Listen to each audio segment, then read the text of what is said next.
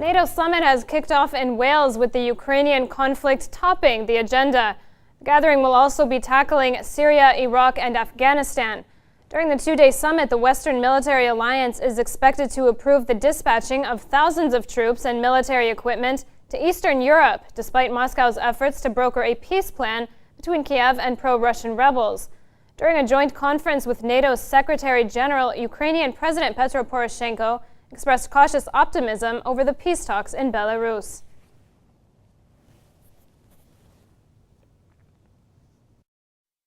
And why I have I can say, careful optimism for tomorrow meeting of the trilateral contact group in Minsk, because beforehand it was the statement of the Russian authorities and the Russian president, and it was in response the statement of the leaders of so-called Lugansk and Donetsk People Republic that they are ready for immediate ceasefire.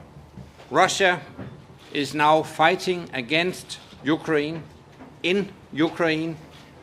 Russian troops and Russian tanks are attacking the Ukrainian forces. And while talking about peace, Russia has not made one single step to make peace possible. Instead of de-escalating the crisis, Russia has only deepened it. Anti-war protesters held demonstrations in the Welsh city of Newport, where the two-day NATO summit is being held. Marching to the main venue of the summit, protesters called for nuclear disarmament and an end to imperialist Western foreign policy. Protesters were halted in the street by a large police barricade, which they attacked with their wooden placards.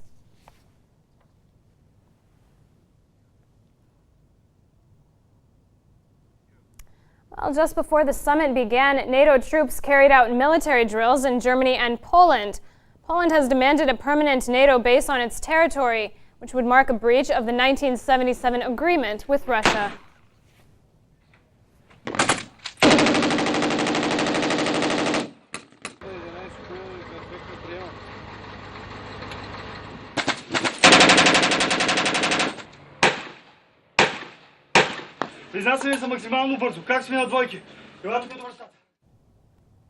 Well, Russian Foreign Minister Sergei Lavrov responded by warning NATO against offering Ukraine membership, saying it would derail the recently agreed upon peace plan.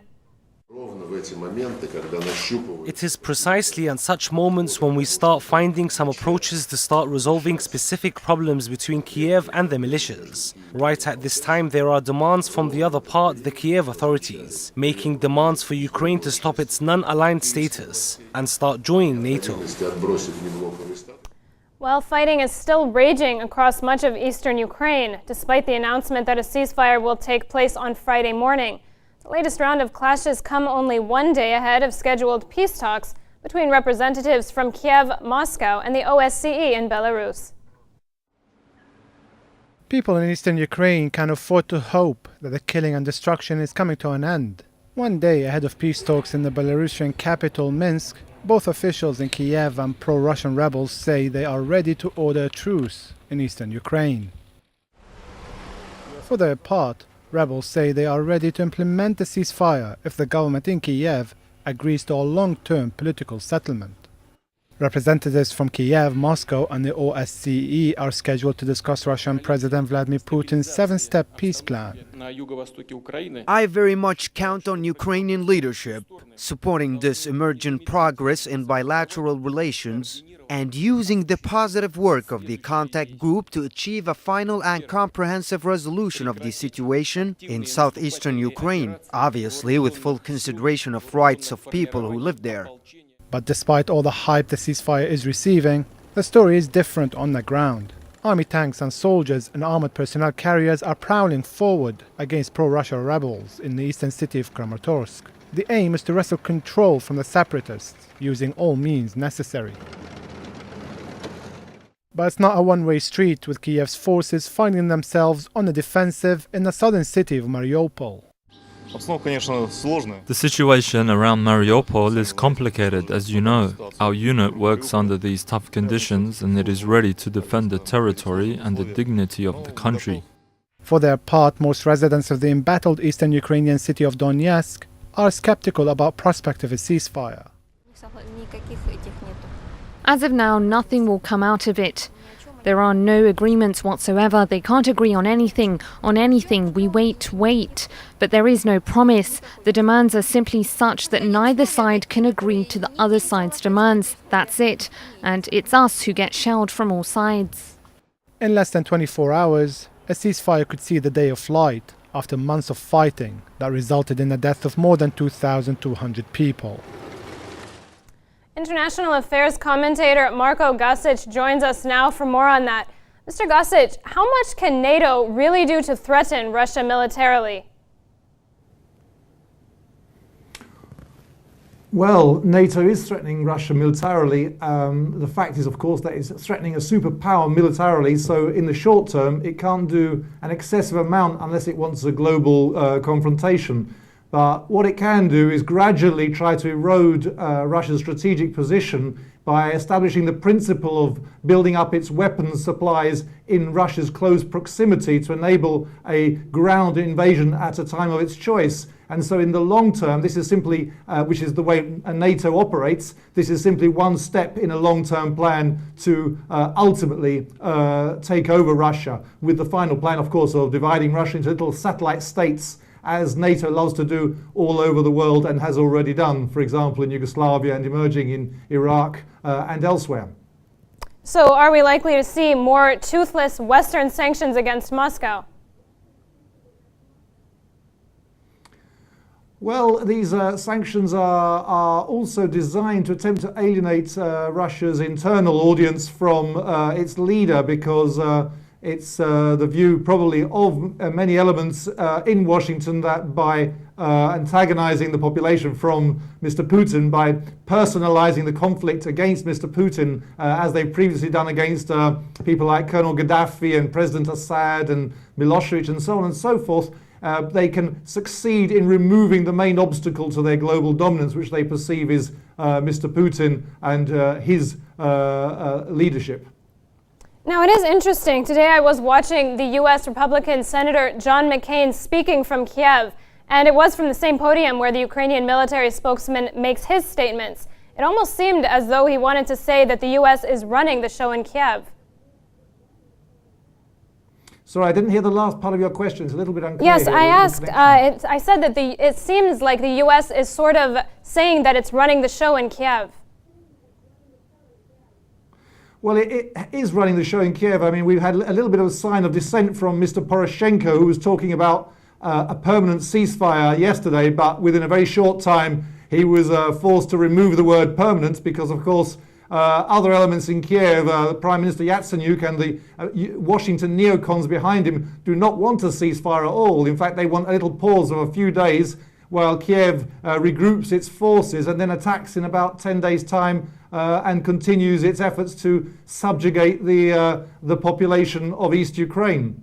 So the plan is not to de-escalate. The NATO plan is to escalate and to conquer. And it's ironic that if you think about the American Declaration of Independence from Britain all those years ago, Britain was guilty of a lot less than the central government in Kiev is today. So I think the East Ukrainians would be very right to quote the American Declaration of Independence against Senator McCain, the one which says that it's their duty to throw off a government which wants to be a despot and thus to ensure their future security, which at the moment is extremely threatened by Kiev and by senators like John McCain and the forces behind him. So what are the chances of some real peace coming to Ukraine now?